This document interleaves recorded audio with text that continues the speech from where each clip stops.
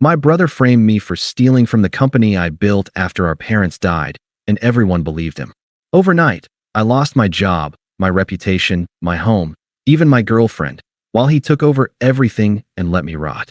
They called me a thief, a liar, a disgrace, and no one cared enough to ask questions.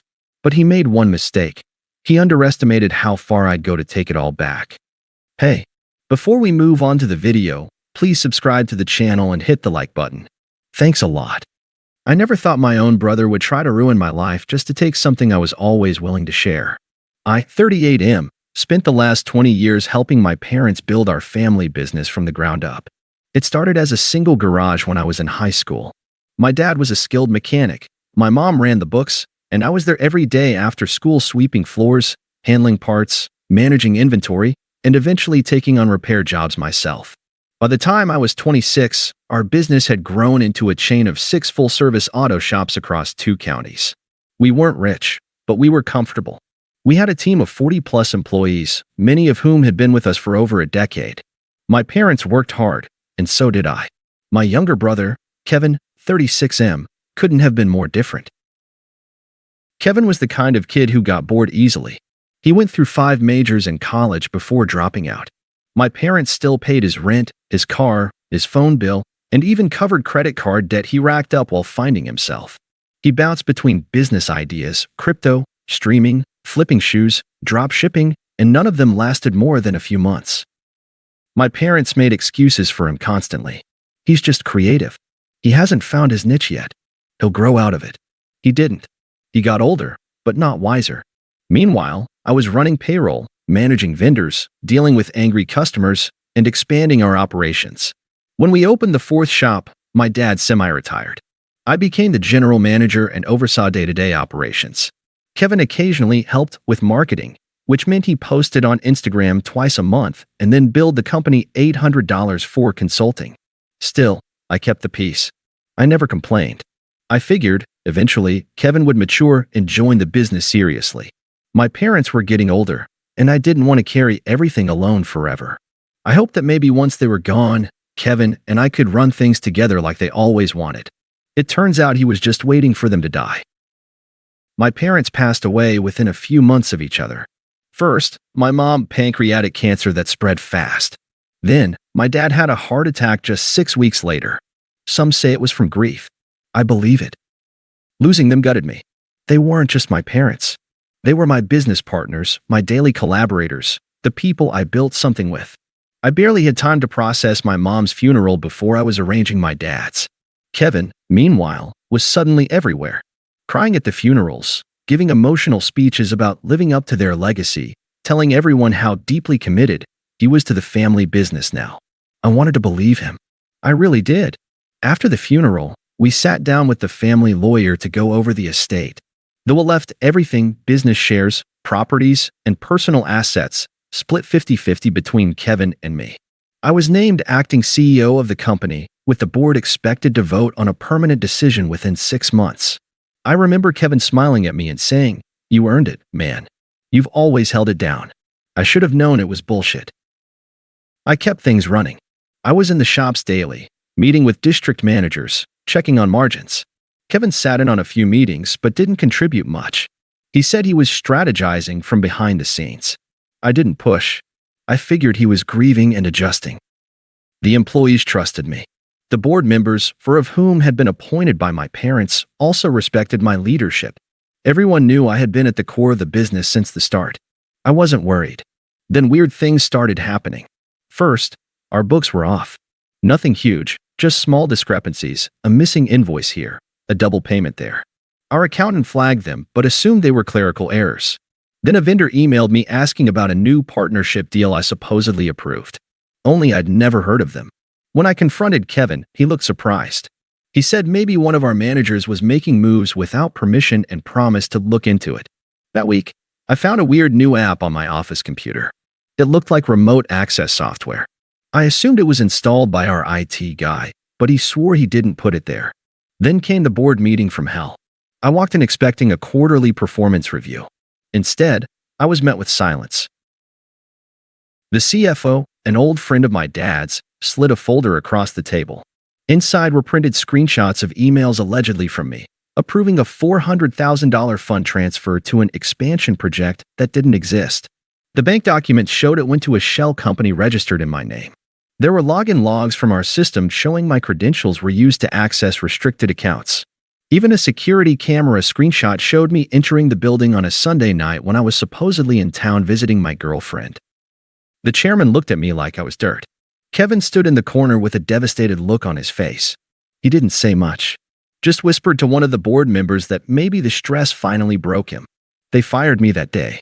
20 years. Gone. They said they wouldn't press charges if I signed a non-compete and agreed to sell my shares back to the company at fair market value, pending investigation. That value just happened to be barely 60% of what it was 6 months ago. My reputation? Destroyed. Kevin? Installed as interim CEO until the situation is sorted out. I went home numb. I stared at my walls for hours. My phone rang nonstop, employees asking what happened, friends reaching out with pity. A few people believed me. Most didn't. Everyone wanted distance. Even my girlfriend said she didn't know who I was anymore. She left a week later, and that's how I lost everything. Or so I thought. I didn't get out of bed for days. I wish I could say I was angry from the start, that I marched out of that boardroom vowing revenge. I didn't. I was hollow. I had spent my entire adult life building something I thought I'd pass down someday. I believed in my family. I believed in loyalty. I believed in Kevin. I was an idiot. For the first 2 weeks, I barely ate. I ignored calls. I shut the blinds, left the dishes in the sink, and stared at the ceiling wondering how I could have been so blind. How could I have not seen what he was doing? He knew every weakness I had. He knew I trusted him. He used it like a weapon. My savings started drying up fast. They froze all my company accounts. The severance they offered came with a gag order and a confession letter I refused to sign. That meant no payout. My personal reputation was so wrecked that job interviews were pointless. One recruiter even asked, "You're that guy who embezzled from his own parents' company, right?" I couldn't even look at myself in the mirror. The worst part? No one, not one single person from the company, stood up for me. Even people I'd known since high school, guys whose weddings I'd gone to, people I'd promoted and protected, just quietly turned their backs. Except for one. Her name was Lacey. She was our head of compliance and had been hired 2 years earlier. She reached out one night with a simple message. "I don't think you did this. And I think you need to look into the shell company they said was yours. The paperwork looks off." It was the first crack in the wall that had closed around me. I called her the next day and asked her to explain. She said that when she reviewed the documents for the board meeting, the signatures didn't match what she had on file from me.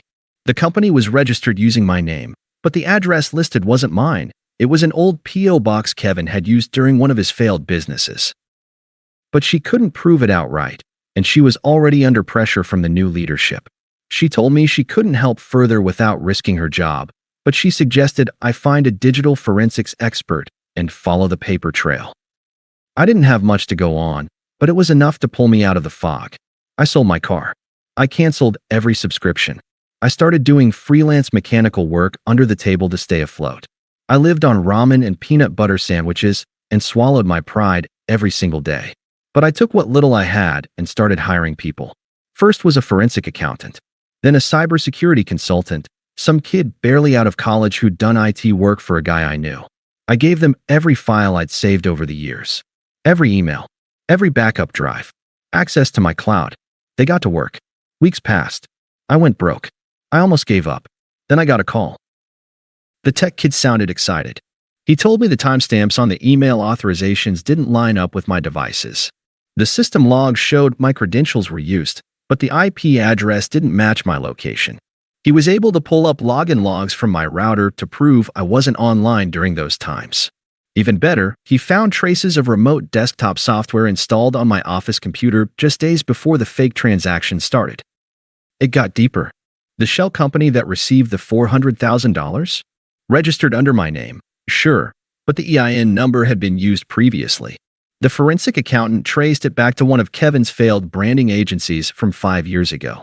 He had reused the corporate number and just filed under a different name with fake information.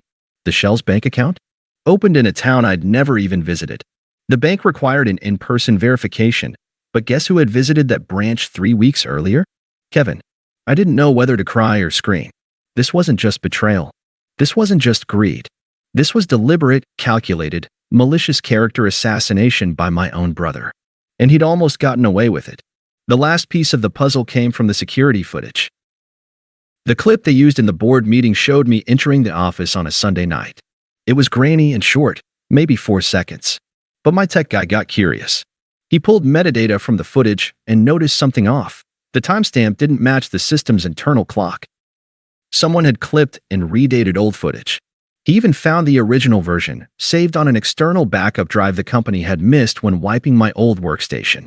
The real footage showed me walking into the building 3 years earlier, on a completely unrelated day. And in the background, a poster advertising a promotion we'd run during that exact month proved the footage was doctored. That was the nail in the coffin. I had everything.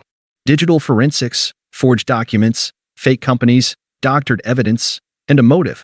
Kevin wanted full control of the company, and he knew the only way to get it was to destroy me. I packaged everything. Dozens of files. Testimonies. IP logs. Metadata. Notarized reports from my forensic accountant. Copies of the LLC filing showing Kevin's handwriting on physical forms. I even tracked down a former associate of Kevin's who admitted he'd been paid to help set up the fake company, under the assumption it was some tax write-off scam, not a full-on framed job. I brought it all to a lawyer. He read through it silently, then looked at me and said, "This is criminal. Not just civil. We're taking this to the DA." I was back. But I wasn't just interested in clearing my name. I wanted Kevin to burn. It started with a letter. My lawyer sent a formal notice to the board, attaching the first 10 pages of the evidence packet, just enough to shake them. It came with a warning: either reinstate me and begin criminal proceedings against Kevin, or we be filing for wrongful termination, defamation, and conspiracy to commit fraud. He gave them 1 week. 4 of the 7 board members scheduled a private meeting with me and my lawyer the next day. They looked uncomfortable, like people who knew they'd backed the wrong horse but weren't sure how to jump ship without getting their feet wet. I didn't let them off easy. I laid out everything. Every forged email, every fake vendor, every traceable transaction. I showed them how Kevin had manipulated the system using a combination of charm and backdoor access. The metadata proved I hadn't even been on site the day the supposed evidence was gathered. I showed them the original, unaltered security footage, the forged signatures, the shell company tied directly to Kevin's old P.O. box. They didn't say much, but I could see it in their eyes: fear. Fear they'd been complicit. Fear of what would happen if this went public. Fear of what they'd done to me.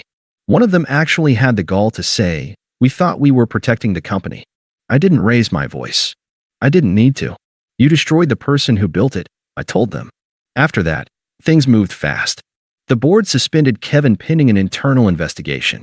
They offered me a private settlement to avoid going to court, $1.2 million, a public apology, and the immediate reinstatement of my shares and voting rights. I declined.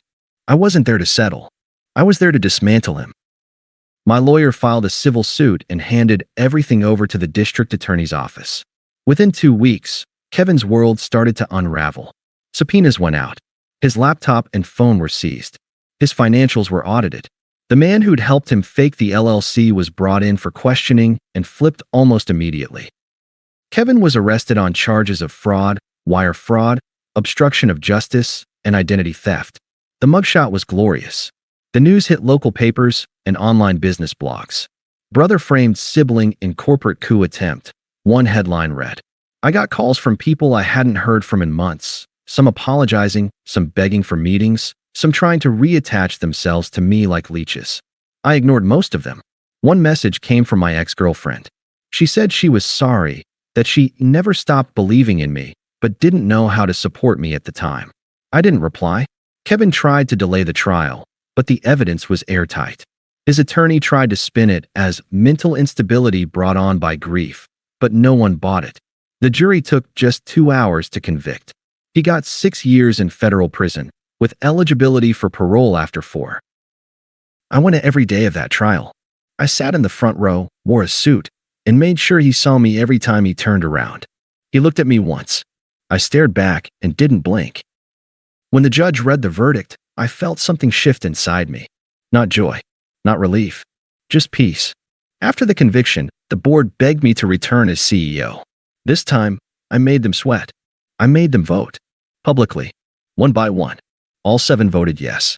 I returned to the company as CEO with full control. Kevin's shares, now forfeited as restitution, were split between me and a company-controlled trust. I took a salary cut, cleaned house, and replaced half the management team.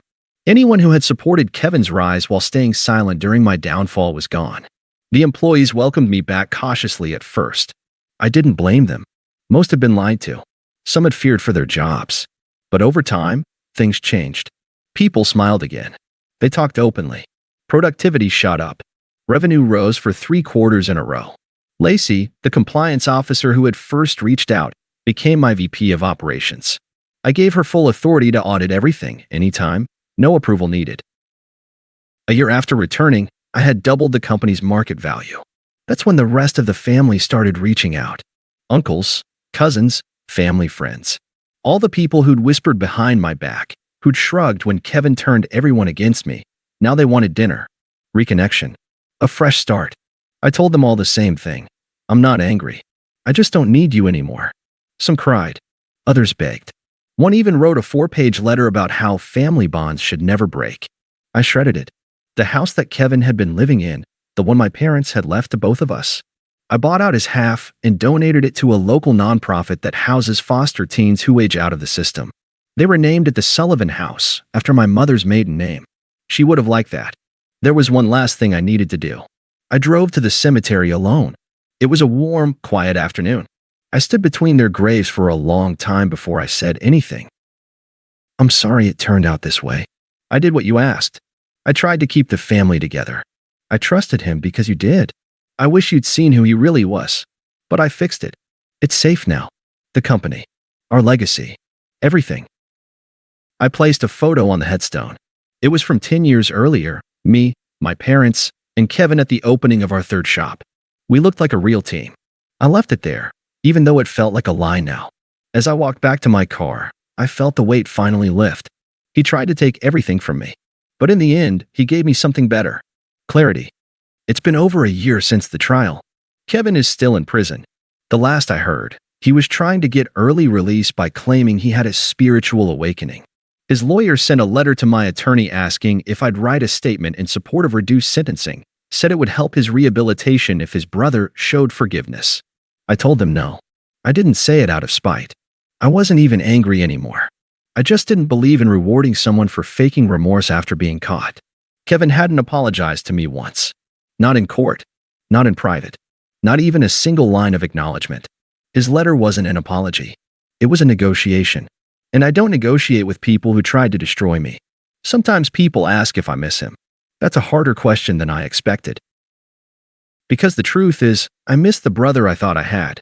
I miss the version of Kevin I used to imagine, the one who would have stood beside me, who would have helped me grow the business and share the weight after Mom and Dad died. I miss the brother who never actually existed. But the real Kevin? I don't miss him at all. The company is stronger than ever. I've since opened 2 new locations and started a paid internship program for young mechanics coming out of trade school. I've made it a point to invest in employees who were often overlooked, especially the ones who were working their asses off while people like Kevin drifted by. I also built out a new compliance department with rotating audits, transparent accounting, and whistleblower protections. I'll never let anyone bury the truth again, the way I was buried. And personally, I'm okay. Still rebuilding, still cautious. I don't trust easily now. It's like learning to walk again after being hit by a truck. Slow, unsteady, but possible. I haven't dated seriously since my ex left during the worst of it. She messaged me again recently, wanted to meet for coffee, said she regretted how she handled things. I said no. She wasn't there when it mattered. That's all that counts. A few months ago, one of Kevin's old friends, someone who used to laugh at my expense, showed up at a company networking event. He tried to buddy up, told me he always knew something was off about the story. I looked him dead in the eye and said, "You said nothing when they buried me." That's all I remember. He left 10 minutes later. And yet, I don't live bitterly. That surprises people. I think they expect me to be angry all the time. But I'm not. I was angry for a while, sure. Furious. But that kind of rage eats you alive if you let it stay. What fuels me now is clarity. Knowing who I am. knowing what I survived, knowing who stood by me and who didn't. Lacey, the one who risked everything to reach out when I was at my lowest, is still my VP of operations. We have lunch once a week and talk about life outside of work. She reminds me there are still good people in the world. We've become close. Maybe more, eventually. We'll see. I've learned that sometimes, losing everything shows you what's worth rebuilding. I thought I had a family. I had a job. A future. I lost it all because someone I trusted wanted more than their share. But now I have something better. I have a company that runs with integrity. I have the truth. And most importantly, I have myself. So no, I don't forgive Kevin. And I don't forget. But I've moved forward. Not because he deserves peace, but because I do. Thanks for watching. Make sure to subscribe to the channel and hit the like button.